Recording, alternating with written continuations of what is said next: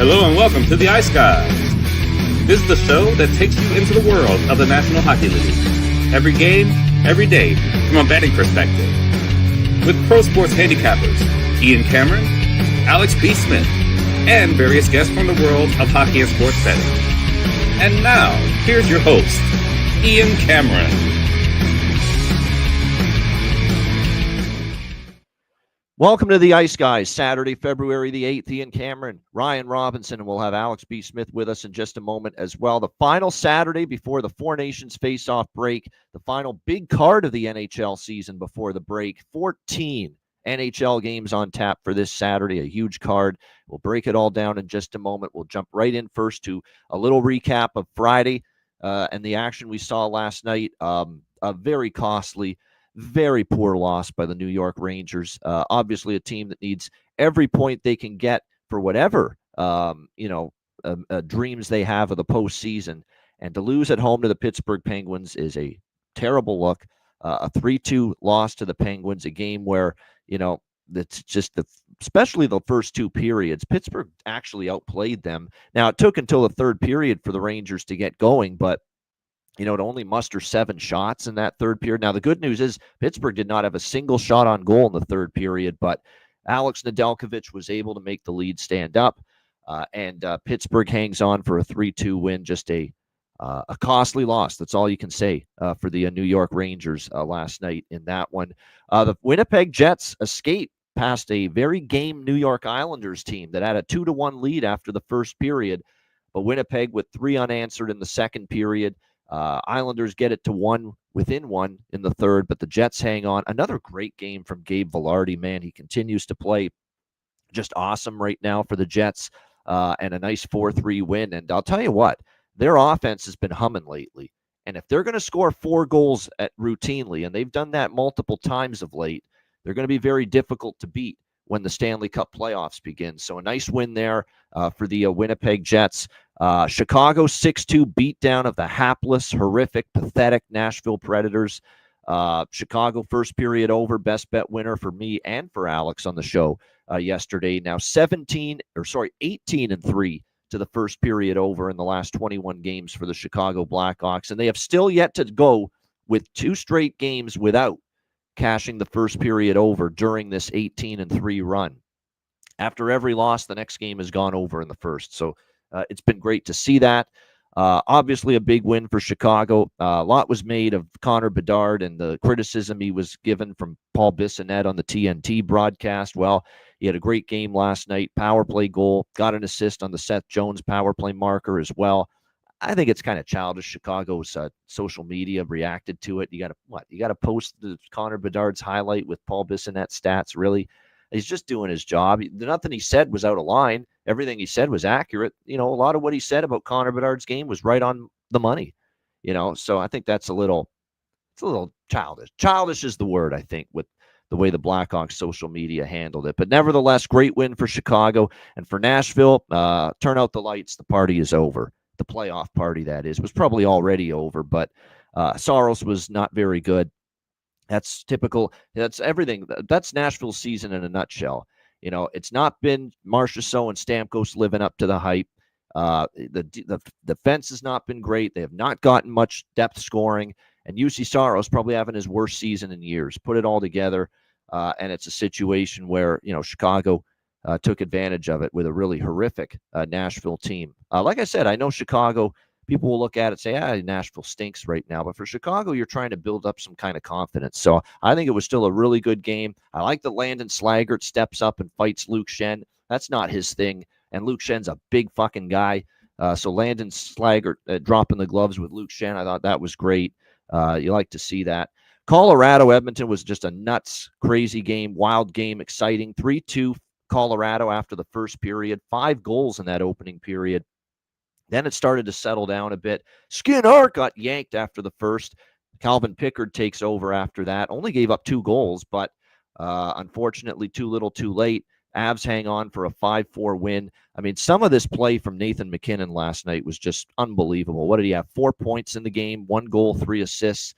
just some outstanding play, really not only scoring but facilitating for the Avs last night. Just terrific. 2 goals from the old man, Corey Perry, last night. And how about -3 and no points for Connor McDavid last night? Couldn't find him with a telescope, believe it or not, on the ice. So definitely a tough one there for Edmonton. But Colorado, in a great game that was, 5-4 over Edmonton. You know what a great game was, too? The late night game, Dallas and L.A. Really, really entertaining game. Had a little bit of everything. Had a fight at the end of the first, which was a really good one with Brendan Smith and with Tanner Jeannot. It was a back and forth kind of game all night. Some of those LA goals were a bit fluky. You know, I think Dallas had more of the naturally aesthetically pleasing goals in that game, whereas LA, you know, there was one that bounced off the backboards right out in front. There was one that went off Kopitar's skate and in. So they did get some puck luck, the LA Kings, in that game. But the bottom line is they come out of that game with 2 points and a 5-4 shootout win over the Dallas Stars. You know, the whole game was entertaining, but the third period and then in overtime, the pace was not what you always expect from both teams. Dallas sometimes can slow it down. Usually LA likes to slow it down, but it wasn't anything like that in the third and the overtime. It was a very entertaining game. One thing we saw last night, and it's become very evident, and you got to live with this, especially when Dallas plays good teams. When they play good teams and they don't have Miro Heiskanen, they're going to have nights like that defensively. It's just going to happen every now and then. And last night was a mess for them in their own end. It really was. I don't think you can point to too many guys that played well in their own zone last night. The Kings forecheck got them hemmed in. Now, Thomas Harley did score a nice goal, but boy, he had some just awful moments in his own zone last night during that game. It's just stuff you're going to have to live with. You're going to have to work at it. You're talking about a guy that does everything for you that you're missing in Miro Heiskanen. When you play good teams on the road, you're going to have maybe not your best defensive night when you're missing a key cog like that. And certainly we saw that last night. But credit to LA, they continue to just be awesome at home. One of the best home records in the NHL following another win on home ice last night. Ryan, thoughts on a Friday night? Yeah, it wasn't a huge slate. I caught some of the Edmonton, Colorado game. I was out of the house. I was actually at Mold Arena. I caught a little bit of the Colorado and Edmonton game. That was, if you were on the first period over or anything like that, that was an exciting back and forth first period. So that was kind of fun to watch. Then I got home for a bit of the Dallas and LA game, which was also probably a bit more high scoring than people anticipated. I know LA had some scoring struggles. So that was a fun one to watch. I'm glad Dallas got a point.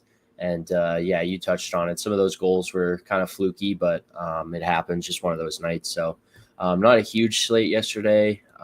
Was definitely looking forward more to today with how many games there are, obviously, and how many good spots there are. So it was small card yesterday, and I'm just excited to look forward to today.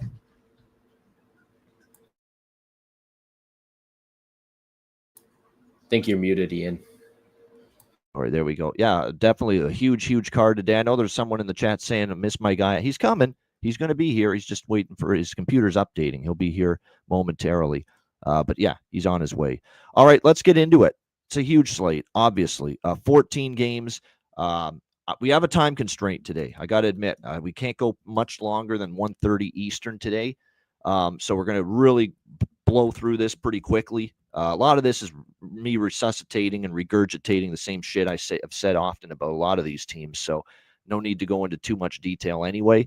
But we'll begin at 1 p.m. Eastern with Utah and Carolina. We've got Carolina -200 home favorites, 5.5 the total, pretty much across the board here in this game. Small piece of the draw. That's it. I mean, I don't trust either of these teams to win easily right now. Credit to Utah, though. They do play a little bit better on the road. They got a nice road win against Columbus in overtime the other night. Still, they're having trouble scoring goals. And you take Dylan Guenther off this hockey team, they get nothing from anybody right now offensively. So continues to be a struggle to score goals for Utah, but at least they've got Dylan Guenther back. And like I said, he's been terrific in just 2 games back. You know, he gets the big overtime winner, obviously, against Columbus. Great feed from the goaltender, Connor Ingram, to set that up. And then, of course, he gets the overtime winner to beat Philadelphia before that. So Two back-to-back wins for Utah after a rough run. Carolina, I'm not laying this price with them after 3 straight losses, 3 goals in their last 3 games. This is a draw bet for me. Utah's gone past regulation in 4 of their last 5 games. Neither team is scoring easily right now. So for me, it's a draw and a lean to the under here in this one. Brian, what do you think here? Utah, Carolina. Yeah, I don't hate that draw. Obviously, I definitely don't want to lay minus 200. Also, don't know how much I trust Utah right now with their scoring struggles.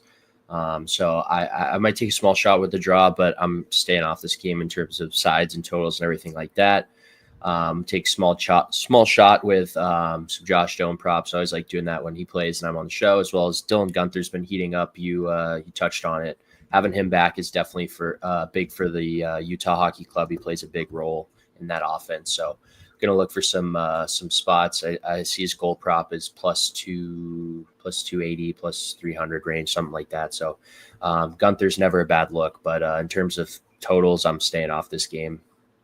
Yeah, nothing wrong with that. Like I say, in a huge card like this, I'm with you. That's the one prop I bet on this game. Dylan Guenther to score. How can you not? I mean, he's just been scored in back-to-back games since his return. And like I said, he's certainly given them. He has been their offense, for a big part of these 2 games that he's been back. So, and he scored in both games since his return. So if it ain't broke, don't fix it. Dylan Guenther to me is clearly the best goal prop in this game, in a game where 2 teams are struggling to find the back of the net right now. As well. I know Alex was struggling in a different area to get his camera working, apparently, just a few minutes ago. But there he is, live and in living color, ready to rock here on this Saturday. I do want to point out we've got Karel Vejmelka and Pyotr Kochetkov, both confirmed as starting goaltenders for their respective teams here this afternoon. Alex, first game on the docket. What do you think here? Utah, Carolina. Yeah, this is ironically enough, a game I didn't have anything on, thankfully. Trying to get everything back on my screen right now. But this game, yeah, Utah, I'm a little cautious of looking at both Utah and Montreal because of the fact they got it, and Tampa Bay for that matter. All 3 of those teams have to turn around and play tomorrow early. So these would be spots that I maybe would look for live with a big card like this, but I didn't have anything pregame right now. Yeah, that's an excellent point. There's only 2 games tomorrow. So tomorrow we do have a show tomorrow. It'll be our final one before the break. It'll be a quick one. We're going to be in and out tomorrow with just 2 games on tap on the Super Bowl Sunday slate. Yeah, Utah, Washington. Of course, Utah playing tomorrow, and Tampa and Montreal. So 3 teams that play this afternoon will also be playing tomorrow early on Sunday afternoon on Super Bowl Sunday. All right, next up, we've got Tampa Bay and Detroit. Tampa Bay minus 150, road favorites, 6 the total. This is a price play wager for me on Detroit. I just feel they're disrespected here. That being said, this is very small. This is one of the smallest side bets, or totals bets for that matter, I placed on the board because I am leery of this spot.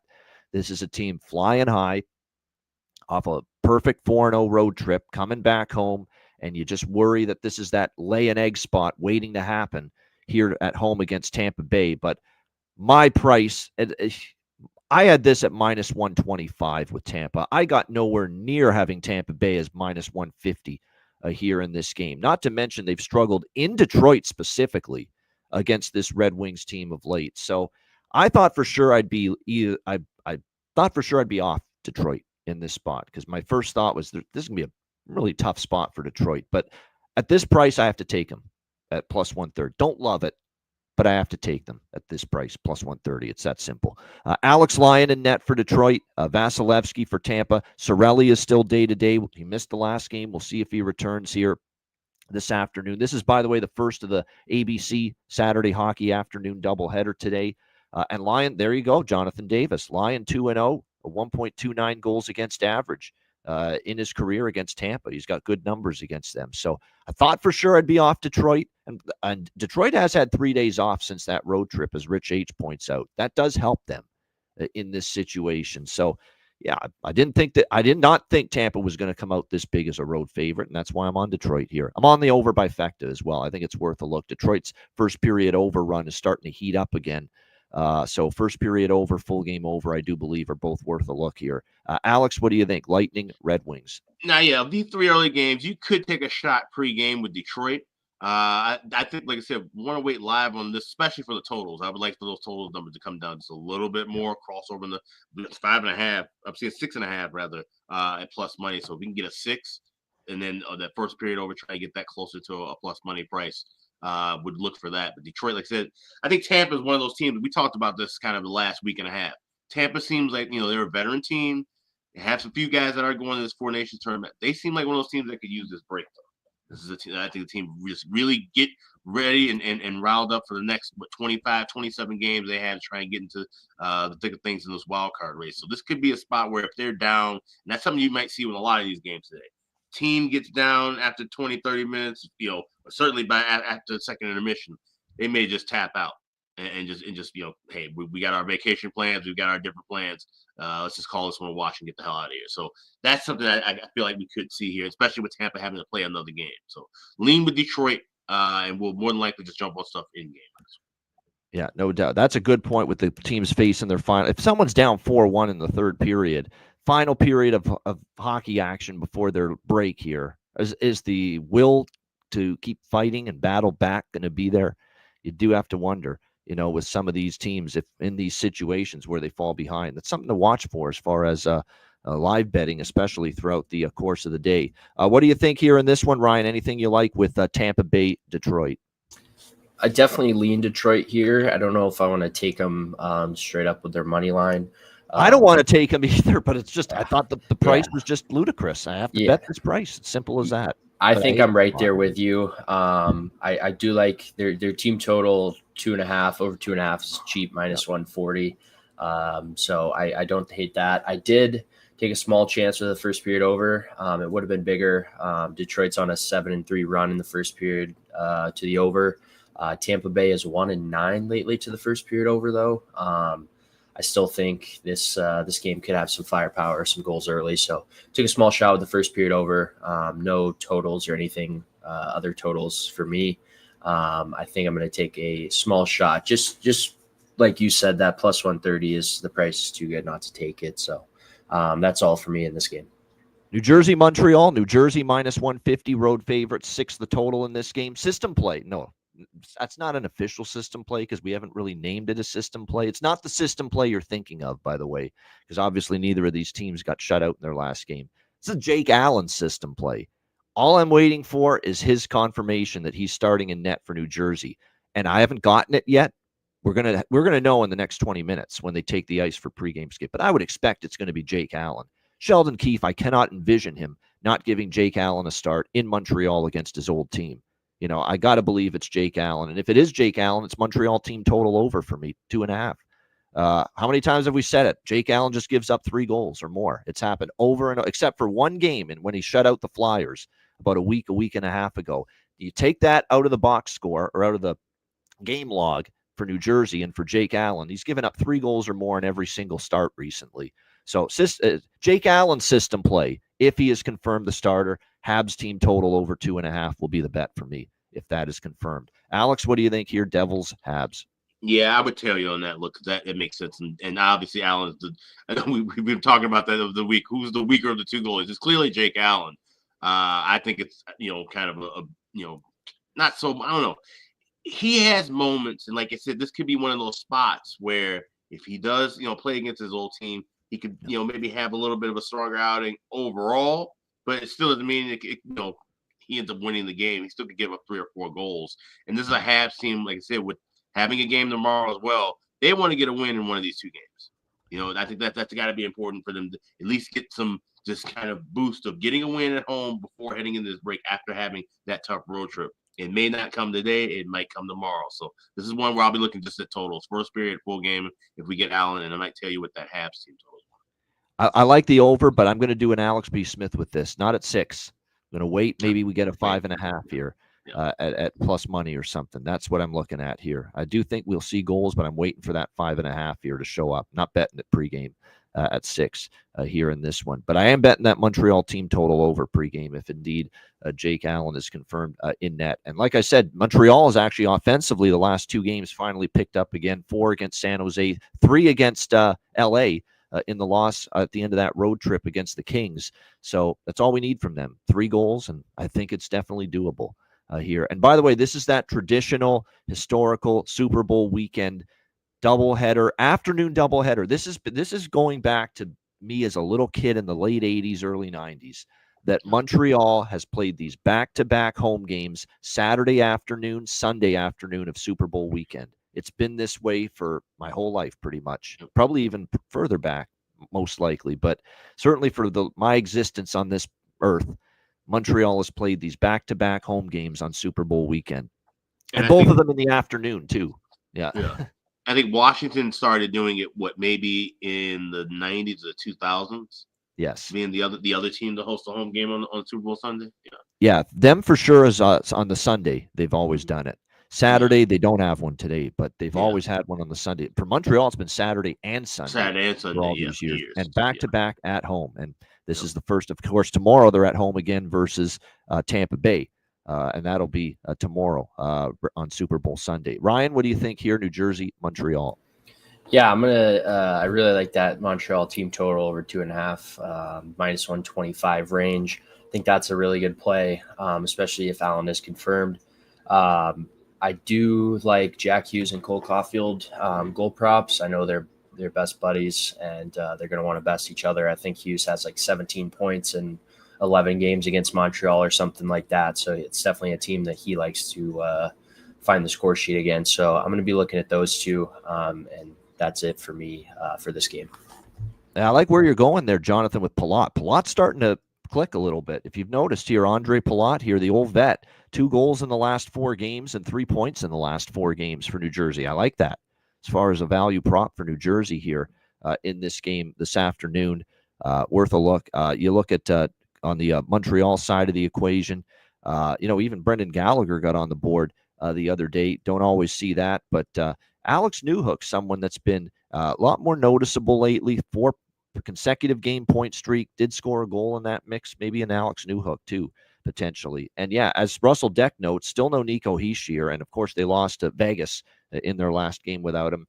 It's, to me, New Jersey, it's not, to me, something I'm looking to do is lay minus 150 on the road with them without Hischier and without Markstrom for that matter. It is a bounce back spot. New Jersey typically is decent off a loss like they are here, but this price, with some of the injuries they're dealing with, not really that excited about it. All right, second game of the ABC Saturday afternoon doubleheader, Vegas, Boston. We've got the Vegas Golden Knights minus 160 road favorites, 5.5 the total in this one. I lean Vegas because I think they finally got a little mojo back with the win against New Jersey. But do we really want to run out there and lay minus 160? I don't. This will be a live betting target for me. Boston scores the first goal, then maybe we get involved with Vegas. Lean Vegas, not touching it pregame. In fact, you'll notice I'm doing a little bit more live betting targets here today on this Saturday, especially with the dicey nature of who's locked in, who's dialed in, which teams, which players are dialed in, which teams and players are mentally checked out and ready for the break to begin. That's a lot of that going on today here. But like I said, if Bruins score first, then I jump on Vegas. That's going to be the approach here for me this afternoon. What do you think here, Alex? Vegas, Boston. Yeah, I do have a bet in this one. I bet the first period over 1.5 minus $1.05. And like I said, it's kind of predicated on seeing where the pace of play goes. And if Boston does get a goal, yeah, we can take Vegas here in the spot, trying to get them back at a plus price. Something that I did twice yesterday. I had Dallas at a much better price in game, and I even had the Hawks. It's funny somebody mentioned I had Hawks plus 195. Bumped up, and we've been seeing this too. Talk about totals. I don't know if I mentioned this on the betcast, but when we talk about, of course, we're looking for totals, the numbers to drop. You'll sometimes see money line numbers switch right at puck drop. Like if a team's plus 180, all of a sudden, for whatever reason, they're like 186, like the first minute of the game. So sometimes you catch some weird things like that. So yesterday when I saw the Hawks at 185, went up to plus 192. That's when I bet it. So there's spots that I'm starting to track that now, where first time the puck drop, does the money line price change one way or another? And if it's a little bit better, if you like a dog at 140 and all of a sudden the 146, 150, then you can just jump in and grab that right away too. So just wanted to make that note as well. But looking for first period over and Vegas live. Yeah, there you go. First period over Vegas. I think first period over is not bad, actually, as well. I think I could see that for this one, Vegas and Boston. Ryan, what do you think here, Vegas, Boston? Yeah, I don't hate that first period prop either. I don't really like a side in this game. Pretty much staying off this game, other than I am going to take a Jack Eichel anytime goal. He is from Massachusetts. I don't care how long it's been, since he got traded away from Buffalo from the Northeast. Like anytime you go back home, especially now that he's on the West Coast, maybe he doesn't see his family as much. So anytime you go back home, play a childhood team, an arena that you grew up, especially because he went to BU, you grew up playing in that arena, sometimes in college and going to games there. So I like Jack Eichel to find the back of the net in his home state. Yeah, it definitely makes sense. And he's played great lately for Vegas. That's the one thing you can say. He was excellent against New Jersey as well, helping them get off the schneid and back in the win column, and certainly close to home. See if he makes an offensive impact here in Boston this afternoon. All right, the rest of the games for this massive slate are at night. Saturday night games will begin with the Keystone State rivalry matchup. Pittsburgh Penguins and Philadelphia Flyers. We've got the Flyers minus 145 home favorites in this game. Total sitting at 5.5 across the board here in this matchup. We'll have to see who's in net for Pittsburgh, because they used Nedeljkovic last night, which means we might be seeing Yoel Blomqvist here tonight for the Penguins, and not someone I'm excited about backing in net, that's for sure. He gave up 4 goals in the start against Seattle in his last outing. 3-7, 3.58 goals against, .899 save percentage for Blomqvist this season. Samuel Ersson already confirmed in net for the Philadelphia Flyers in this game. Philadelphia, a team has certainly had their ups and downs. Obviously, they're coming off a real tough loss against Washington. I thought they played a pretty solid game against a damn good Capitals team, and ended up falling just short in a game that was right there for the picking. But I like the Flyers here. I'm going to do a split here. Flyers minus 145, Flyers team total over 3.5, I think is what the team total is. Yeah, 3.5. 3.5. Actually, 3.5 at such a big plus price that I'll probably dumb it down to over 3, which is around the minus 115, minus 120 price at BetMGM. Might do that instead, just in case. You never know with Philly, but it lands on 3. But in theory, with the rest advantage, they should be able to pot a few goals here in this matchup against Blomqvist, knowing how much he struggled. So we'll do a little Flyer money line, Flyer team total over split here. Alex, what do you think here? Pens, Flyers. I could only look over in full game over 5.5. I can't back Philly. We've talked about how bad Philly is, and even with a Yoel Blomqvist in that still doesn't mean that Philly's going to take advantage enough to get the victory. So I do expect goals back and forth. 5.5 at minus $1.10 is a fair price. That's the only thing I'm rocking with here. Can't pack back either one of these teams on the side. Maybe Philly gets a little bump in energy at home. We do see this happen when you got a city that has another team playing a championship. Of course, Eagles going to the Super Bowl. We've seen where maybe there's some city camaraderie kind of momentum that gets built up from time to time. So maybe there's energy in the building, and Flyers can take advantage of that. And that's something they need heading into the break. Definitely a win against a rival, no less. But I'm not putting any of my money on them to find out if that happens. Yeah, that's fair. And it's, it is minus 145. So I know the murky waters I'm getting into, but I think it's a shit spot for Pittsburgh coming off the game last night against the Rangers. Are the Flyers going to be good enough to, capitalize on this? It's always the question. Ryan, what do you think here? Penguins, Flyers. Yeah, I think it's a terrible spot for Pittsburgh as well. They had to play last night in Philadelphia. They've had their struggles, but this rivalry games, any sport, anything can happen. So I actually like Philadelphia in this spot. Not sure if I like the minus 145. Might take a chance at regulation plus 100.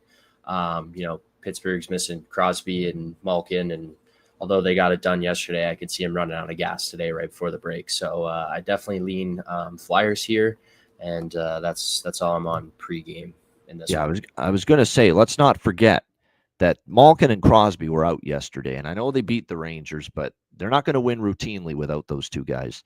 So, but here's the thing: if you could guarantee me right now and say, Ian, the Flyers are going to play as well as they did against Washington. If you can guarantee that, I'm going to say then they're definitely going to win tonight. If they play the way they did the other night against the Washington Capitals, they are going to beat Pittsburgh tonight, because I thought they played they certainly played well enough to beat Washington earlier this week.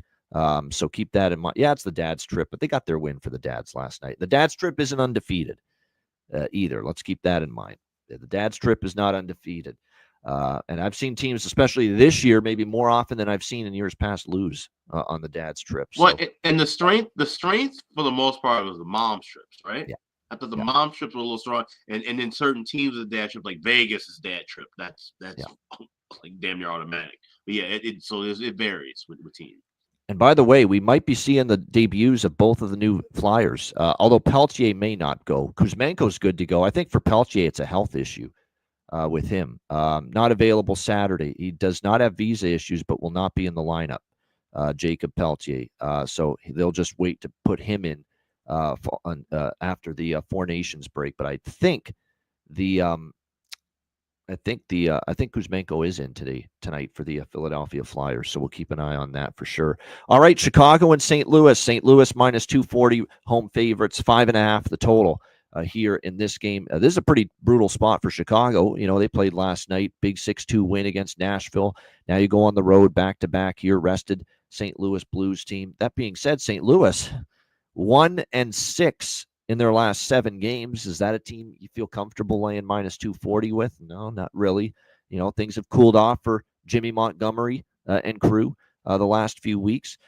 St. Louis has dominated 3 straight wins over Chicago. And by the way, 7, 5, and 6 goals, and all those games going over the total. So you factor in that it's a high-scoring recent series history. You factor in, of course, the great 18-3 first period overrun for Chicago. And this is a slam dunk. Didn't even think twice. Over by Fekta for me here with the Blackhawks and the Blues. Over 1.5. Again, like with all the Chicago games recently, one of the best streaks going in NHL betting, this 18-3 first period overrun. As with all these over by Fektas that I bet with Chicago, more on the first period over than the full game over. Soderblom projected, Binnington confirmed for the matchup here in this one. Alex, Blackhawks, Blues. Yeah, you know, that Hawks game last night, I think, gave a lot of energy to that lineup. You know, that was a big win to get it home against the rival. You know, just like I said, that's a good way to kind of just clear the head and relax the body a bit heading into the break. But now, heading on the road against St. Louis, both teams will be wearing their Winter Classic jerseys, which I think is a very good touch, especially the fact that the Hawks looked like shit. I just got to step into Alex Bailey, but just put one of the best comments I've ever seen him put in there on YouTube. And it's 100%. I didn't even bring it up, and I actually totally forgot about it, but it's so true. St. Louis totally embarrassed Chicago in the Winter Classic on New Year's Eve. Yeah, that's talking me into Chicago just a little bit. I don't know. It's not going to be big because I don't like the back-to-back, but Chicago should be. Shame on them if they're not ready to play hockey tonight. Yeah, but no, that was what I was leading into. Yeah, this is the Winter Classic revenge spot for sure because that game they were lifeless. You know, and it seemed like, and it's a younger club. Maybe they got caught up in the moment. You know, where the previous Hawks teams, it was still the same group that was playing all those outdoor games. I think they just got sick and tired of it. Where this group might have just got caught in the moment. So to have a chance now of redemption before heading to the break, off of a good win and beating a St. Louis team that, like I said, can't figure out figure anything out of their own right now, losing 6 of the last 7. This is way too high of a price. So give me Hawks and give me over trifecta. I also like both teams to score in the first period. You can get plus 198 with that over at FanDuel. Yeah, I think I'm going to sprinkle on Chicago. Yeah, I took Chicago last night. I took Chicago I got plus 180 on them last night against Nashville. It was an unbelievable. I said, I got to bet Chicago here. Nashville's got no business. It kept climbing. That kind of it kept climbing. Yeah. No business at all. And so I had to take Chicago at that price last night too. So that was a great game. That and the over by Fekta. Over by Fekta, I'm going to sprinkle on Chicago money line split with team total, which is plus money. Over 2.5 plus 120. Makes sense. I'm seeing somebody in the chat say that too. Yeah, you can't avoid that. So yeah, I'll be four players now. I had that. But again, it's always with the big dog money line and team total split. So it's like you're not doubling up. You're not putting one unit on both. For me, it's half unit on each. Half. Yeah. Right. And you're covering yourself if they lay an egg and lose 6-3. We hit team total. So that's right. You know how many times that's happened? Big dog and they lose 4-3 or 5-3. It's happened to me. I feel like and I don't bet them as often as you, Ian, but I feel like every time I do with a dog, it's like, oh, I'm glad I covered both. So yeah, it makes sense. No doubt. And they weren't a big dog last night, but I'm thankful I did that with Dallas. I took Dallas money line and Dallas team total over 2.5. I'm like, well, at least I got the team total over, even though they lost in a shootout. So again, that's better splitting than going 0-2 or 0-1 with just betting the money line. I mean, and I'm just realizing that with Dallas, because like I said, I had team total. I tailed you on that team total, but then I added the money line in game. That might be a little way to look at certain favorites as well too. Yeah. You know, like I said, we always like the first goal and then something happens. You bet team total pregame at a spot and then jump in first goal and then look at the other side. As far as the money line or look at backing that same side rather. I mean, on the money line at a better price. No doubt. For St. Louis, I would say Zach Bolduc is interesting. He's starting to heat up again for them for a goal prop. Holloway maybe, although it's been a little more up and down lately. For Chicago, I say run it back with the group of people I had last night for goal props. Frankie Nazar, go back to him.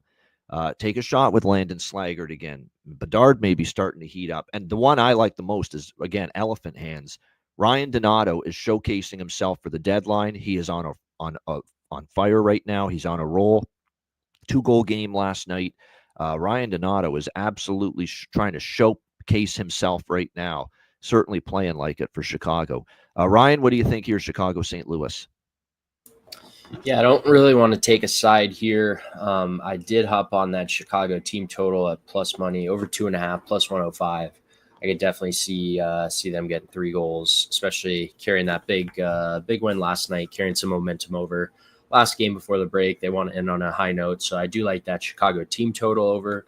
I do also have a bargain bin prop that I'm eyeballing here that I'll get to in a little bit, so I'm going to save that.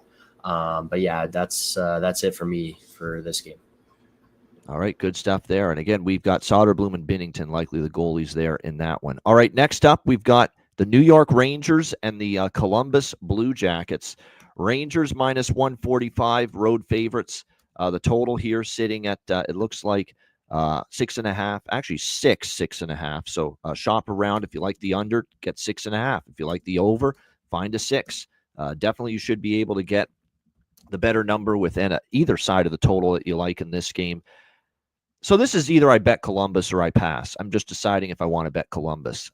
The injuries are starting to take their toll, although they did get Zach Werenski back against Utah, but they still lost that game in overtime. It does kind of look like they're a bit on fumes. They have lost 3 in a row. Maybe they're just hoping to get the break here, but there's not a fucking chance in hell I'm laying minus 145 on the road with the Rangers team that I saw last night. Dog it. Looked like dog shit against the Penguins last night in that game.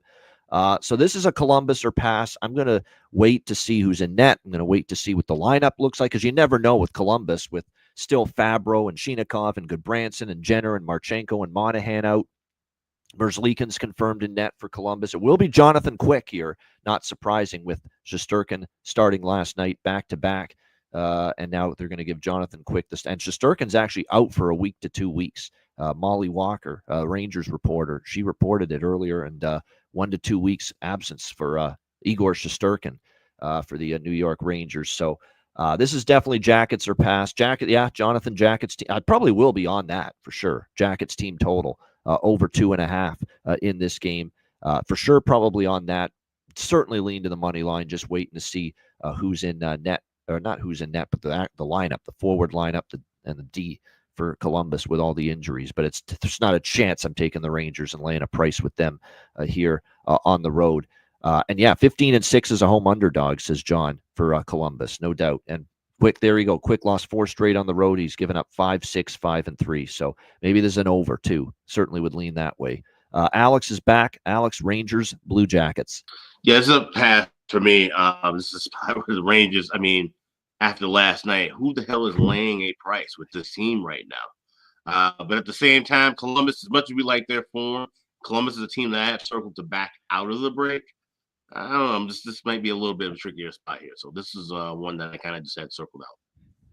Yeah, it is. It does. That's the only thing that does bother me. And what also bothers me too is that Vinny Trocheck kind of called out the Rangers after that game last night. Did they respond? I don't know though. Are they the kind of team that's consistently responded to stuff like that this year? The answer is no. No, really, no. So, you can say what you want. Your actions have to match the words, and that doesn't happen often enough for the New York Rangers. Ryan, what do you think here? Rangers, Jackets.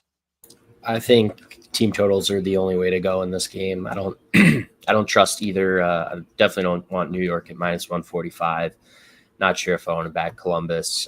So I'm staying off. This game's a pass for me. I think if anything, the team totals are the best look for this one. Yeah, I agree. You got to bet it. +800, Ivan Provorov to score a goal. 3 straight games with a goal for the defenseman for the Columbus Blue Jackets. I mean, ride the wave. I mean, +800, why not? Absolutely. And then as far as the rest of the Jackets, Fantilli, Sillinger, Zach Werenski at home is always live to make an impact. So you can go through in many different directions. I'd say the only Ranger I firmly trust right now up front, maybe Lafreniere, maybe Trocheck, because Trocheck might be a good prop because he's the one that was really pissed after that loss last night to the Pittsburgh Penguins. That maybe Vinny Trocheck steps up, and he was the one guy that did play a pretty good game last night against Pittsburgh. And then the other one would obviously be JT Miller, who's played pretty well since he's been with the New York Rangers. All right, we continue along here on this busy Saturday card. We've got Ottawa, Florida, as the Senators' trip in the Sunshine State continues. We've got Florida -180, home favorites. Total in this game sitting at, it looks like 5.5 rather, across the board in this game. We probably will see Linus Ullmark because Travis Green, now that he's got Ullmark healthy, one thing he was doing before Ullmark's injury was alternating his starting goaltenders from one game to the next. So obviously it was Forsberg, the second Tampa Bay game, which means, and it is Ullmark tonight as expected. Sergei Bobrovsky for Florida, maybe an under here with these two teams, because certainly Ullmark, I thought he looked okay in his first start against Tampa. He faced a lot of shots, I think, for a long time being out of action. You remind him and Stolars this week, for being out for a long time. I thought they played pretty well, both of them, in their first start back. So I'm staying off Ottawa in this. I think Ottawa could be one of those teams that it's like kind of leaking oil. They've been traveling a lot. They've played a lot of games. They've got a lot of injuries still. There's still and they're decimated, depleted at the center ice position. No Josh Norris, no Shane Pinto. Both of those guys are still out for this game tonight. It kind of feels like Ottawa now, the back-to-back losses to Tampa, and this is going to be their 4th game in 6 nights. Kind of like leaking oil. Let's get to the break. Florida now, they've played well lately. 4 of their last 5 games they've won. The only loss was against Washington. They've played well on home ice. They've won 4 straight here at Amarant Bank Arena. So it's a pass for me, pretty much. Yeah, pass for me. Maybe a lean to the under. That's about it. Alex, what do you think here? Ottawa, Florida. Oh, you're muted. Yes, there we go. If this wasn't leading into the break, this would be a game I'd have to draw. But I feel like a lot of teams are not trying to play for overtime, like you said, heading into knowing that they've got, especially with Florida, you've got quite a few players that are going to be playing in the Four Nations. So that's something that I have kind of circled too, which guys are going to be getting ready to travel and go along to this as far as going to Cancun or wherever you have you. So this is a spot that I'll wait live for. This could be a game where Florida coasts and wins this one 2-1, 3-1. And I think we could see within the first 5, maybe even 10 minutes of play what we look for, or otherwise it's just a complete pass. Yeah. The only thing I would remotely consider right now is, as you said, the draw, but not that interested. And by the way, Florida's won 4 straight at home against Ottawa, and 8-2 in the last 10 meetings versus Ottawa as well. Ryan, what do you think here? Senators, Panthers. Yeah, I like Florida in regulation here. I took them at -110. I think they get it done at home today against, Ottawa hasn't been great. Florida's been finding their way lately. They've been playing some better hockey. So I really like Florida in this spot at regulation -110. All right, good stuff there. All right, we move along here on this Saturday. Next up, we've got the Battle of All-Canadian matchup here. The end of this 4-game road trip. The Toronto Maple Leafs looking to do what the Detroit Red Wings just did recently, and that is go 4-0 in Western Canada plus Seattle. It's something the Red Wings accomplished. The Leafs will try to duplicate that feat here tonight with a 4-0 Western Canada Seattle road trip sweep. Leafs -135, road favorites, 5.5 the total in this game. There's some crazy rumors coming out, and I say this, rumors. So don't say that this is fact, but rumors that the JT Miller stuff, he was very, very tough on Elias Pettersson, called him some names that I won't repeat here apparently in public when the Canucks were out on the town and after games in Vancouver. And that's why some of the bad blood.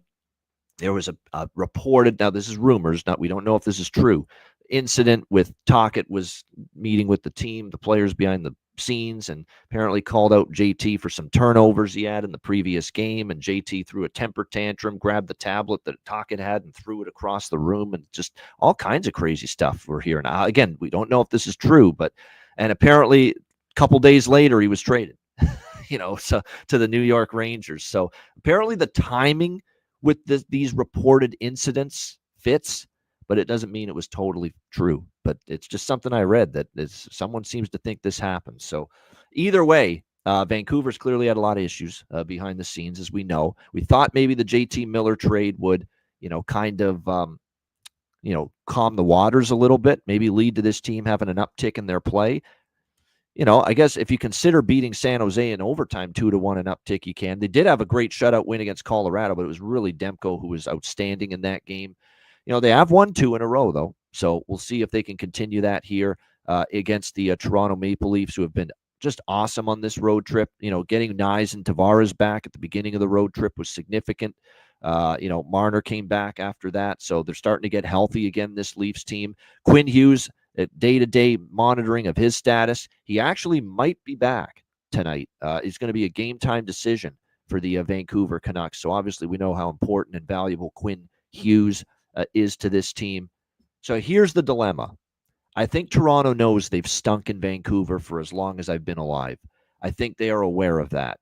I'm aware of that. And that's probably why I'm not betting Toronto here. But I think there's an onus on them to sweep this road trip, finally get a win out there in Vancouver and beat the Canucks. And let's be honest, they're better than the Canucks right now. And the price is reasonable enough. So because of the horrific haunted house-like series history, because it's been a haunted house, it's been a house of horrors for Toronto playing in Vancouver. Because of that, I'm laying off. But I do lean Toronto. I think they've got the temperament, this team, and just that business-like attitude they've had throughout this entire road trip, to maybe polish off this 4-0 sweep of the road trip like Detroit did. By the way, Thatcher Demko projected and Joseph Woll projected, which does not surprise me. As good as Stolarz was in his return against Seattle, I'm pretty sure Berube is going to go to an alternating goalie system like Travis Green's doing in Ottawa right now, and this will probably continue after the break too. Stolarz one game, Woll the next game. That's probably what he's going to do here. So it's a pass for me, but I do lean to Toronto. This is a game, too, where if Vancouver gets the lead, maybe if you give me plus money, it flashes at some point with Toronto, then maybe I'll take the Leafs. What do you think here, Alex? Leafs, Canucks. So this is where BetMGM is your friend. I'm going Leafs team total over 3 flat minus $1.10.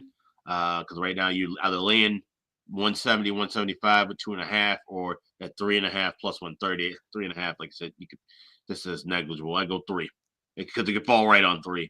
And like I said, either way, you look at this. If they win 3-2, they lose 5-3, we push it.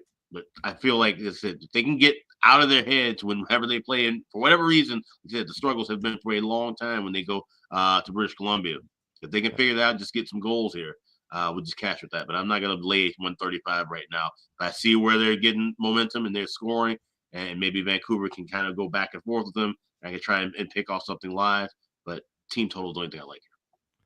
All right, Ryan, what about you here? Toronto, Vancouver. Yeah, I don't have a great read on this game in terms of sides or totals.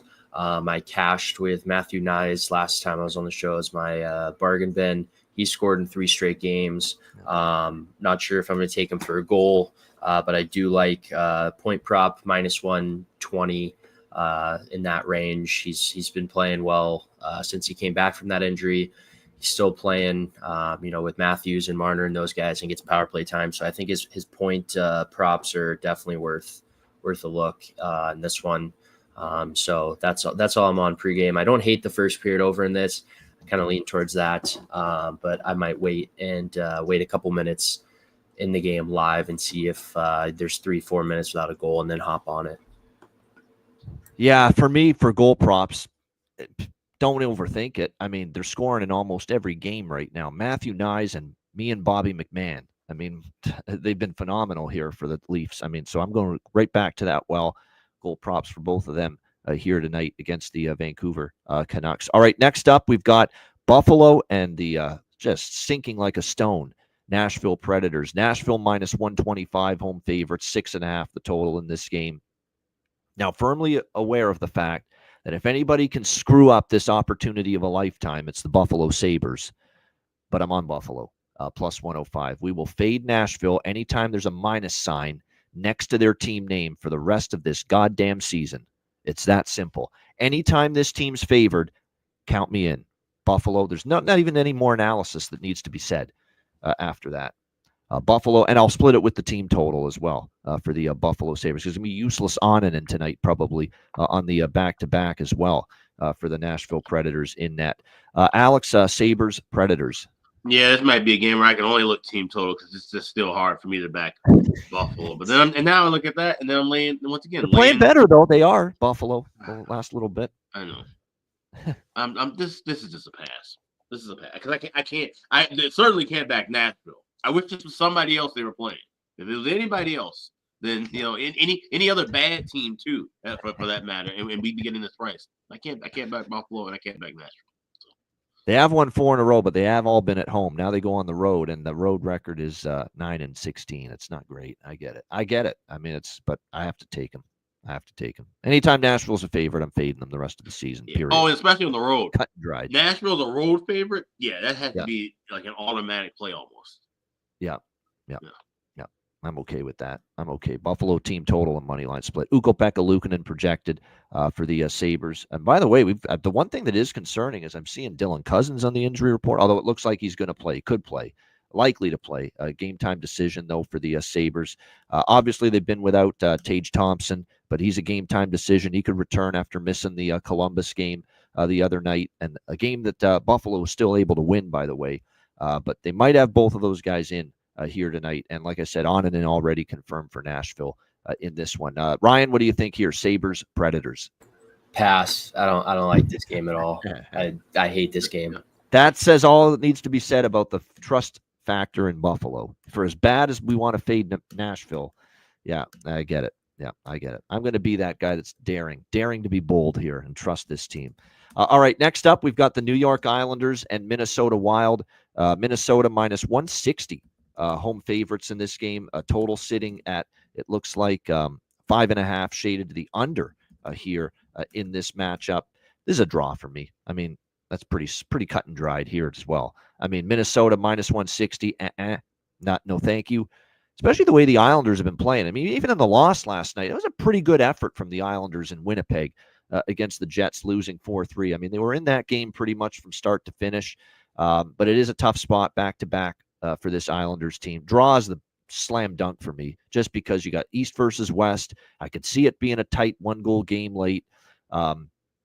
Islanders don't care if Minnesota gets points and vice versa, as we always say in these East versus West matchups. So, yeah, nothing but I'll lean under, too. We'll see what the goaltending matchup is. You would expect for Minnesota, Gustafsson, Sorokin for the Islanders in net for them here tonight in this game.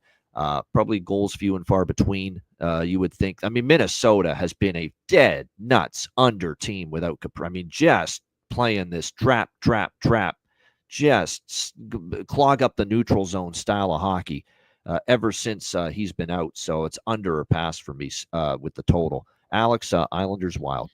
Yeah, just the draw. I can't back the dog here. It came up right in the chat. Jimmy Berg mentioned Islanders have lost the last 6 against the Wild. They've struggled historically here in this building too. I'll never forget. I was actually at one of the games where Islanders had a huge 3-1 lead. There was a big injury, and the Wild came back to win like 5-3. So the Isles have struggled here. That was going back, I think, almost a decade ago. 5.5 is interesting because I am seeing in one spot where it's projected that we could see Skarek in net for the Islanders. If that's the case, I can't look at anything under. With him, his numbers are not that great, but I still think draw could be live. I see Sorokin confirmed, by the way. He is apparently confirmed. Yeah, confirmed. Right. Yeah. Goalie post doesn't have that already yet. All right. Well, if it's Sorokin, then yeah, just draw. Draw, maybe a lean on under if we see some goals here early. if the first period over comes through, and we're getting 7 at a reasonable price, 6.5 at a reasonable price, then maybe I'll come back with that. But draw pregame. Normally this never happens, but the coffee's running right through me, so we got to make a pit stop. Be back in a moment. Ryan, what do you like here? Islanders and Wild. Yeah, I've not a whole lot in this game. I was kind of looking at it. You guys have kind of talked to me about the draw. I see like plus 300, plus 320. I think that's very valid. Anytime there's these games right before a break, if it's tied 2-2, 3-3, whatever it is, with 5, 6, 7 minutes left, teams are, especially since it's East-West game, it doesn't really affect them too much if the other team gets a point. So I definitely think there's good value in the draw here. I don't want to trust the Islanders. So yeah, I think for me pregame, it's just going to be the draw. There could be some spots to look, live if there are, let's say there's 2 goals in the first 10 minutes and it goes up to 6.5, 7.5, whatever it is, could be a good spot to look for a live under, because I think it would slow down a little bit as the game goes on. If there is offense early. So I'm going to be looking for that with these teams. But pregame, I'm just going to hop on the draw with you guys at that plus 300. Yeah, and the plus 335 is available at Bet Online, so definitely shop around for that best price. But this is one, like I said, this is not schedule-wise. I don't like a lot of draws tonight, because I think there's a lot of games where we could see, one team just completely, we're down by 2, we're down by 3, but they're not going to press back as hard. And this is a game where these two teams play kind of low and slow hockey to the point, especially Minnesota, like I said, right now with all the injuries they have, there's no option for them but to go past regulation. And both teams needing the points, certainly. So, yeah, I could definitely see where they press along with that. All right, Ian will come back. We'll just get started rolling with Seattle-Calgary. Just bring up the prices here on that game. I'm seeing Seattle. Having issues with this. All right, yeah, we got Seattle. It's Calgary minus 130 favorite. Seattle taking it back plus 116, 5.5 to the over, shaded at minus $1.20. I see Dustin Wolf is confirmed in net for Calgary. No confirmation yet if it's Decord, but of course Wolf at home is a spot that we usually like to back. But laying $1.30, a little tough, because we've seen this Calgary team kind of go up and down. I think we might see some offense here. And that's the thing with Wolf. For as well as he's played overall, there's been some soft goals that he's given up in a couple of these games. And I've noticed that he's let in the odd soft goal oftentimes early, and then he kind of builds himself back up and gets back into form. That's a mark of a younger goalie too, right? His first real run through in the NHL, so he might have those issues back and forth. For Seattle, the team, I wish they could just pull the offense together consistently, right? I think that's what we always talk about. It's like, can they just start stringing together games and get this offense rolling the way we know they can with the talent they have. So maybe they can take advantage here in this spot. This is one where I'll be playing the over by Fecta in game, and I'm just looking for those numbers to kind of come down a bit. Let's see what the pace looks like. This could be one that finds itself going up and over the total.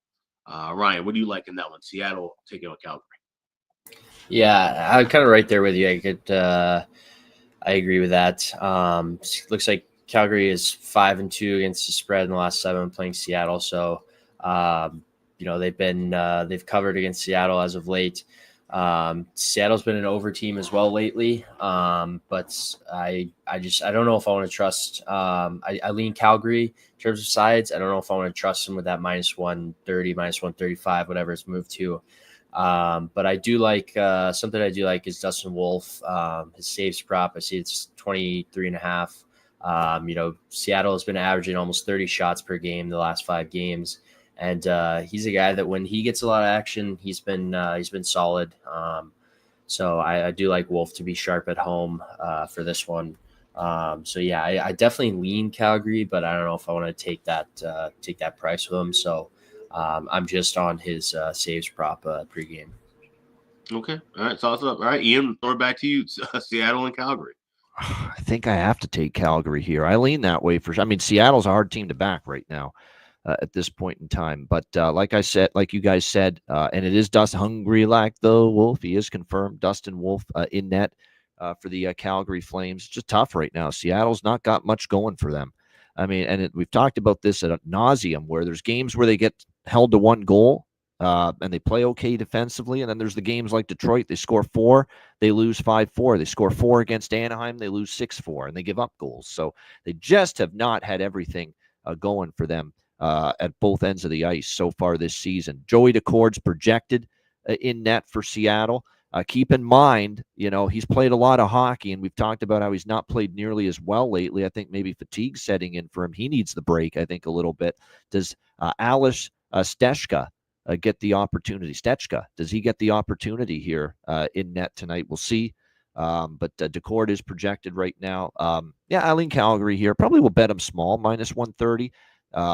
But, they're coming back down to earth now, too. They just have 2 wins in the last 7 games against Seattle, and they beat one at Seattle, and then they won at home against Anaheim. So it is Seattle revenge spot. Lost at home to Calgary just last weekend. So we'll see how it goes. Jonathan Davis does back it up, and I knew that in the back of my mind. As soon as I saw Calgary home favorite, my first thought handicapping this was they've been pretty good in that role, and there it is, 10-3. Calgary is a home favorite. Home dog, they've been bad, but home favorite, they've been very good. So yeah, I probably will bet Calgary here. Small, not best bet material, but I'll be. And that's somewhat correlated to the goalies, right? Yep. More than likely, you talk about a favorite when Wolf's in net. You're more than likely talking about them as a dog when Vladar's in net. So. Farabee and Frost. I'm still looking at goal props for both of them here in this game for the Calgary Flames. Even when they haven't scored, you can tell they're making an impact. They're getting their chances. They're getting their opportunities out there. All right, Dallas and San Jose. Do you know the way to San Jose? We got Dallas -265 road favorites. The total in this game 6.5. Actually 6. Some spots have 6.5, but most books actually have 6 here when it comes to this total. This has become a thing in the NHL the last few times teams have made this California trip where you think they've started at 0-2. They got to win that last game. They aren't, though. Like, there's multiple teams that have lost all 3 games on this California road trip. Now, I'm no way, shape, or form am I backing San Jose in this game, but that's, I'm not crazy and jumping at the chance to lay with Dallas in this spot with Casey DeSmith in net, albeit Casey DeSmith has had some solid outings at times this year for the Dallas Stars. And without Miro Heiskanen, I don't love laying a price with their blue line right now. That was a tough game collectively for that blue line last night against the LA Kings. Now, this is not LA now. This is San Jose. So hopefully that group picks themselves up off the mat and plays better tonight, which they're capable of. But you can see it. They're going to have nights like that in their own end where they're just, a disaster at times without Miro Heiskanen. And we saw that at times last night, getting hemmed in, mistakes, blown coverages, losing guys, who the hell had Kopitar in front of the net there when the puck went in off him last night? I mean, just these little things you don't use, these details defensively that are all screwed up that you don't see when Dallas is on their game. So I'm not taking Dallas here. I don't know if I trust San Jose enough. It's obviously a back-to-back for Dallas, so it's a rest advantage spot here for the San Jose Sharks. But, we saw them lose, obviously, to Vancouver in overtime last night. They're one of these teams that they're in that rut right now where other than the win against Pittsburgh, they're finding ways to lose. There's games where they play better defense, but they only score a goal. There's games where they do score and they give up 6 or 7, kind of like Seattle. They're just not putting it all together at both ends of the ice. So I don't know what to do with this. San Jose off a rare low-scoring affair, lean over perhaps in this game. Now, I've been on the opponent team total overs a lot with in these San Jose games. Dallas's is actually, surprisingly, it's only -125 in some spots. You can maybe talk me into Dallas team total over 3, and I certainly prefer that way of backing them than laying the -265. Granlund is a good look. I do agree. Granlund returning, obviously, to San Jose since that trade over to the Dallas Stars. He's actually played pretty solid at the defensive end. He hasn't had a huge offensive impact yet for Dallas, but certainly might tonight against his old team. That always gets a player a little bit more amped up to make that offensive impact. So maybe a Michael Granlund prop night here for the Dallas Stars returning to San Jose. We'll start with Ryan on this one since he's the resident Stars fan. Ryan, what do you think here? Dallas, San Jose. Yeah, not worth taking 265. I don't think anyone bets on any team when they have that. So no sides or totals. I mean, Dallas is 5-0 against San Jose in the last 5, but the Sharks have played teams close, played good teams close. They kind of hang around in games, but as you mentioned, they also find ways to lose. So I think Dallas takes care of business here. I'm not betting any sides or totals. I could definitely see San Jose winning. It's the last game before break. If they are up, 2-1 or 3-1 late in the game, like Alex said, maybe Dallas is kind of ready for that break. They got some guys going to the Four Nations, so no totals or anything. Could San Jose win? Yes, but I just don't want to lay any money with them.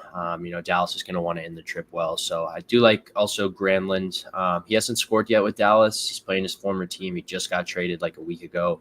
So I think that is worth a look. He's probably some good buddies on that team. He's going to want to score on them. And then also Dellandrea. I know it's a bit more of a long shot, but he did score in Dallas last time these teams played. It seems like anytime a former star plays against them, at least the first couple seasons, they always seem to find the back of the net. So I think that's a more of a long shot, but a good value play. So yeah, I'm staying off sides or anything like that. Just who knows with this game. I'm just going to watch it and enjoy it as a fan.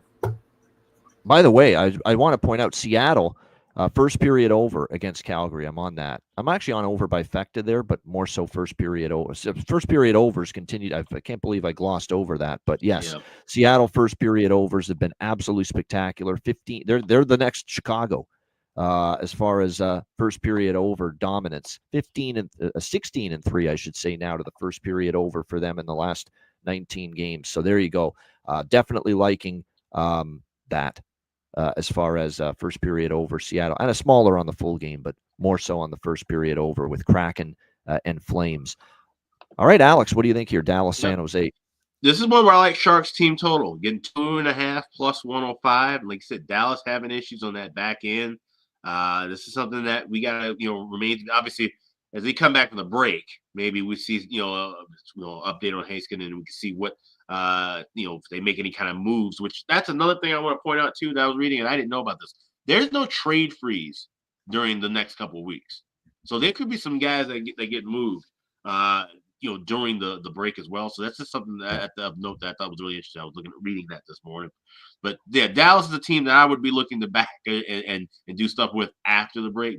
I think, like I said, this issue with them on the back end, they looked messy. They were sloppy last night defensively. So I'll take a shot with San Jose here, plus money on over 2.5 team total. There you go. Sharks team total over 2.5 here with obviously Casey DeSmith in net. And Casey DeSmith now with the blue line in front of him with no Miro Heiskanen on it. So, how's he going to handle that moving forward? Going to be interesting. Although this is San Jose. So, if there's one team maybe can still, have a good night, good performance against, it could be them. But like I said, definitely something to monitor. Yeah, 1-0 Tampa Bay. The first goal of these early games going to the Tampa Bay Lightning, which is okay by me because even though I have a small bet on Detroit, I have more on the over by Fecta. So I might take a shot about that. I might jump in on Detroit now at plus 230. Yeah. A fluky early goal like that should at least wake him up a little bit. So plus 230, I'm in on Red Wings money line now. There you go. And that's why if you didn't bet Detroit pregame, you get that Tampa goal and you'll get a better price. And obviously you got that chance now if you like Detroit now. All right, next up, we've got Anaheim and Los Angeles, the final game of this huge Saturday NHL slate. We've got LA rather, minus 250 home favorites here at Crypto for the second straight night. Obviously they hosted Dallas and won in overtime. Last night, it was overtime. It was Fiala Jonathan Davis is right about Fiala, by the way. I've never seen him play better in his life than he has the last 3 or 4 games. It's been insane, what he has done for the LA Kings the last few games. He's out muscling guys that are bigger and stronger than him for loose pucks. That's what he's doing right now. I'm shocked by it. It's absolutely stunning how well he has played. And just as Alex takes Detroit live, Tampa makes it 2-0. Wow. This is what I was worried about. You're coming off that real long road trip and jumping on this Red Wings team. And there's the first period over, at least, which is more of my investment on this game. Over, yeah. So that's great to see. And the full game over as well, which is in great shape, over 6. So we're definitely off to a good start with the over by Fecta there. in that game. But yeah, Fiala getting back to this game, Anaheim, LA. Fiala's playing some great hockey right now. This spot stinks to high heaven, though, for LA. You're off a huge win, though, last night against Dallas. You got Anaheim rolling in here, and I know it's supposed to be the freeway face-off. You're supposed to be fired up to play the Ducks. It's supposed to be a big-time rivalry. But this is a tricky spot here on a back-to-back for them. The offense has come to life for the Kings. They've gone over in 3 straight games. Isn't it shocking? This team couldn't buy a goal on that road trip. They scored 4 goals in 4 games. They've got 15 in the last 3 games. It's just absolutely stunning to see just how well the offense has turned around for the LA Kings. And that's in spite of Kopitar and Kempe, not doing a whole lot lately until Kopitar's goal last night. The line that's been great, other than it's been that Fiala line with Laferriere and Byfield. That line's been absolutely outstanding for the LA Kings offensively the last few games. So they're just so bloody good at home, though, right? At Crypto Arena. Their home record is just so good. Darcy Kemper has good home numbers, a good home record this year. But I think this spot stinks for me. I think I can make a case for Anaheim at this price, but will I bet it? Maybe, maybe not. That's where I'm at. I hate the spot for LA. There's a big win for them. I could see them maybe struggling with Anaheim here more than you would think. And the one thing I'll say about the Ducks here, don't look now, they've won 5 of their last 6. They're coming in here 5-1 their last 6. Pittsburgh, Nashville, Seattle, Montreal at home, Dallas at home, 2-1 in their last. They're playing better hockey a little bit right now. So I don't expect this to be an easy game here tonight for the LA Kings. I definitely lean to taking the shot with the big dog here. The reservations would be LA playing well at home and well overall, scoring goals right now. And that would be the one concern. But it's Anaheim or pass at this price. Kemper and Gibson projected to be the goalie matchup. Alex, Ducks, Kings. So you said those 5 Anaheim wins were Pittsburgh, Nashville, Seattle. Yeah. Montreal, who struggled. Dallas was the legit one. Yeah, Dallas was a legit win, but yeah. Once again, Dallas, defensive issues, kind of a little bit of a mess on this trip. So, paper wins. This is a complete pass for me. I can't back LA, and keep in mind with LA last night too. I'm sure you talked about in the recap about how LA thinks they had the overtime winner, and then all of a sudden, the call came back, and then they had to go to the shootout. That can be a little frazzling. So, like I said, they should get up for this game because it's a rivalry game. Maybe they do, maybe they don't. I've no reason for me to get in this one. Yeah, definitely. I get it. Yeah, no doubt. It smells like a horrible spot for LA. It says, Anaheim good enough, to take advantage of it? That's the question. That's what you have to ask yourself. We'll put a couple bucks on it. It's the last. It's a shame Anaheim's not playing Nashville last Saturday. Yeah, it's the last game of the last massive Saturday of NHL before the break. I'm going to put a couple bucks on Anaheim, but it's not going to be a significant bet. What do you think here, Ryan? Anaheim, Los Angeles. Up. Sorry, I was muted. My mouse died there for a second, so I was trying to unmute it. But no, this game's just a pass for me. I think that's like third world problems compared to Alex's issues today. Yeah. Yeah, it was just frozen there. I was trying to move it, but this game is a pass for me right now. I think if anything, it'd be fun to take a small shot with Anaheim, but not sure I want to do that. Last game before the break, they could just be, this is a rivalry game, so I guess they should be up for it, but I don't want to risk anything with this game, so I'm going to pass on this one. Not too interested in it. All right, there you go. As far as what I would say for props in this game, Fiala, Laferriere, Byfield line. Take shots with any of those 3. They're cooking right now. They are cooking seriously right now for the LA Kings, playing really good the last few games since this team's come out of their offensive doldrums. It's really been that line, carrying the way for them. Byfield, Laferriere, and by the way, I have got a great group of friends. Some of them are some of the nicest people you'll meet. That's why they're friends of mine. But one of them's just dumber than a bag of rocks, I'm telling you. And just absolutely, sometimes it's like we were watching on a Saturday, because we're going to get together tonight. It's hockey night, football, and lots of stuff going on. UFC Saturday night, just boozing it up, watching sports, making bets. And this one guy, friend of mine, says when we were watching a Kings game, it was a couple months ago, says Alex Laferriere was on for an interview. Hey, that guy doesn't have a French accent. He's not from Quebec, you fucking idiot. He's from, it's like, shit, like he still has no accent. Yeah, he's not French Canadian. Alex Laferriere from New Jersey. It's like, didn't know. Maybe he legitimately didn't know that, but still, Everyone just assumes he's not with the that sharpest name. tool in the shed. That I do know. Yeah. So yeah, it's funny. I had to correct him on that. So yeah, it's Alex Laferriere from New Jersey, not from Quebec. Good stuff there. All right, shout out to everyone in the chat. Hit the like button. We appreciate it very much. Great show. We had to keep a blistering pace because got to be out in the next 15 minutes, but we appreciate it. It'll be a short final Ice Guys show before the break tomorrow at noon Eastern for the 2 Super Bowl Sunday NHL games taking place. And then it's going to be a very limited Ice Guys show schedule throughout the Four Nations face-off. After Sunday, we'll be on with you Wednesday. We'll do an overall Four Nations face-off tournament preview, and we'll preview the Wednesday game, Canada-Finland, the tournament opener. Canada-Sweden, the tournament opener. U.S.-Finland on Thursday. We'll do both of those games on Wednesday's show as well. And then we'll be back with you Saturday at noon Eastern for the 2 games. And then I believe Monday, that will be at noon Eastern because there is an early game on that Monday. And then we're back for the champ. So we basically have shows Wednesday this week, Saturday next weekend, Monday the following week, and then Thursday that week for the championship game. Basically have 4 shows over 2 weeks. Between tomorrow and Saturday the 22nd, there will be 4 Ice Guys shows. Wednesday, Saturday, Monday to Thursday next week. That's it. So for Alex and I, this is catch up on some sleep, catch up on some other things. That's the way the schedule is going to roll out here for the next 2 weeks. But definitely looking forward to a little downtime here in the NHL season, but also looking forward to the Four Nations tournament. And it'll be just cool to see, the best players in the sport representing their country again and trying to show that their country is the best in that tournament. And remember, it's not the full enchilada, if you will, because there's no Russia, there's no Germany, there's no Czechia. So in this tournament, but it's just a nice little preamble, if you will, or appetizer for the Olympics next year.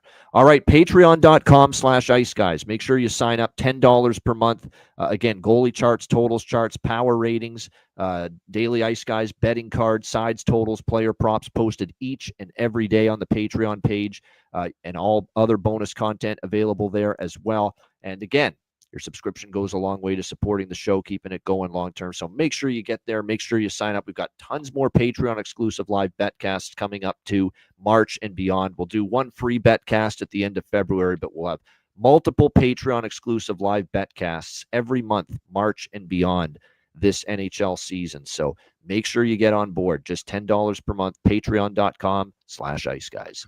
And Rich H makes a great point in the chat, too. For those of you, if you haven't caught up on Player Suite interviews, there's a bunch of those in the backlog. This would be a good time to watch them over the next couple of weeks if you're looking for something to watch while we're taking our break. So definitely check that out. But also check out the Ice Guys store, iceguys.myspreadshop.com. We've got all new merch, a whole new look at the store right now. So take advantage, grab everything. We got everything in stock right now. It's all available at iceguys.myspreadshop.com. Check out the Ice Guys store. No doubt. Get yourself some great gear and merch there at the Ice Guys store. All right, bargain bin special of the night and best bet coming up in just a moment, right after we hear from our great Ice Guys sponsors.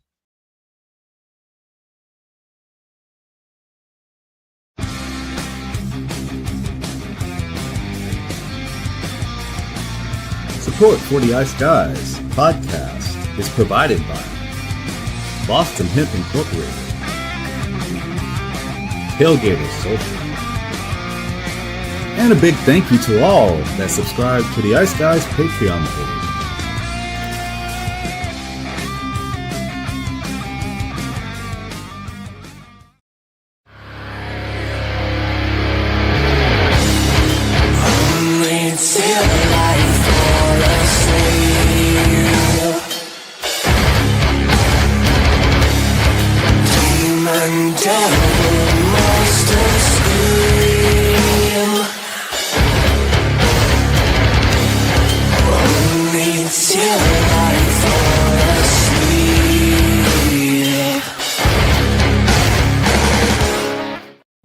Everyone loves a perfect pair. Bacon and eggs. Thunder and lightning. Mario and Luigi, a hot dog with fries. Ian and Alex B. That's right, everyone loves a perfect pair. So why not pair up your game nights with Boston Hemp? From exotic flower to concentrates and edible products, you'd be hard-pressed to find a better pairing than Boston Hemp and hockey. Check them out today at bostonhempinc.com. That's bostonhempinc.com. Boston Hemp Incorporated, the official smoke sponsor of the Ice Guys. Void where prohibited by law. Not available outside of the United States. Must be 21 or over to obtain products. Check your local regulations to see if Boston Hemp is available in your area. Shout out to all our great sponsors, including Boston Hemp Inc. Get 20% off all orders on the website using the promo code ICEGUYS at bostonhempinc.com. We will make sure we get in some solid fire for you tomorrow on the show with the Boston Hemp Inc. ad, since we're not going to be on Monday this week. So we'll make sure we play that and blare that for you on the show tomorrow. Our last show of NHL action tomorrow before the Four Nations break. All right, bargain bin special of the night. What a night the Chicago-Nashville game last night turned out to be for the bargain bin special segment. Alex had Frank Nazar. I know he wasn't on the show yesterday, but we posted it on the Patreon page, obviously, with the daily card. And I had two, and I got one of them. Ryan Donato, Elephant Hands, at plus 350 for Chicago. So the Blackhawks treated us well with two bargain bin special winners last night. See what we can find for this Saturday for an encore. Alex, we'll start with you. What do you like for bargain bin special? We'll go back to the Hawks, and we'll go to that game with St. Louis. I'm looking at a different player.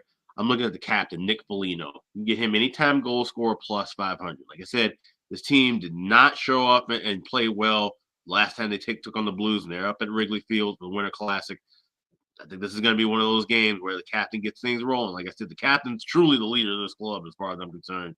So give me El Capitano, Foligno, plus 500 available at FanDuel. That is my Saturday bargain bin special. El Capitan there, Nick Foligno, Chicago Blackhawks, plus 500 for Alex B. Smith with his bargain bin special of the night. Ryan Robinson, bargain bin special of the night. What do you got for us? So I'm taking it to Chicago as well, and I like a different player. I'm going to go with Tyler Bertuzzi, anytime goal, plus 340, plus 350 range. He has back-to-back games with 2+ points. He's been playing well lately.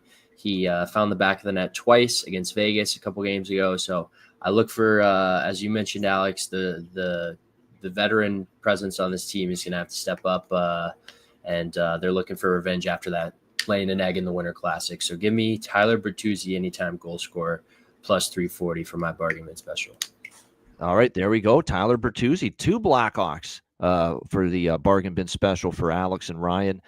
I'm not going to the Chicago Blackhawks or the Chicago St. Louis game for bargain bin special of the night. I'm going to Rangers and Blue Jackets, and this is a tough day for bargain bin special. There's a lot that I could have gone with as far as bargain bin special of the night, but I'm going to ride the wave with Ivan Provorov for the Columbus Blue Jackets. How can I argue with 3 straight games scoring a goal for Columbus? And now here he is tonight against the untrustworthy New York Rangers and a goaltender in Jonathan Quick that has given up a lot of goals on the road in recent starts. And Provorov going for his 4th straight game with a goal, and I can get plus 850 at BetMGM. I will take that, and that is bargain bin worthy. Ivan Provorov, Columbus Blue Jackets, plus 850 for my bargain bin special of the night as he looks for his 4th straight game with a goal for the Blue Jackets. All right, best bets for this Saturday. Alex, what do you like for best bet? Well, you know it. You love it. It's cashed in 18 of its last 21 spots. Hopefully you guys can still hear me because my screen is frozen. But it's the Blackhawks first period over against St. Louis. You get minus 112 at FanDuel. So that's Hawks Blues first period over. My Saturday best bet. 18-3. Nothing more needs to be said than that. Chicago St. Louis first period over for Alex B. Smith with his best bet. Ryan, what do you like here for best bet? Yeah, so for my best bet, I'm going to go up to the great state of Pennsylvania. Give me Flyers money line minus 145. Pittsburgh is on a back-to-back. They haven't looked great. Flyers have been struggling as well. but it is a rivalry game. They're going to want to show up, perform. That city's going to be buzzing for the Super Bowl. I know the rink should be, rink should have great energy. So give me Flyers, money line, -145 is my best bet today. There you go. Flyers, -145 against the Penguins. Best bet here for Ryan Robinson on this Saturday NHL slate. My best bet for this Saturday, I'm debating money line or team total. Well, I haven't bet the money line yet. I'm waiting for lineup confirmation, but I've already bet the team total, and I feel they will score 3 goals in this game. And I'm going to go with the Columbus Blue Jackets. Over 2.5. Team total -140. Actually, -138, the best price out there right now. All we need is 3 goals. Quick on the road's been yielding more goals lately. Jackets off a loss to Utah, rest advantage.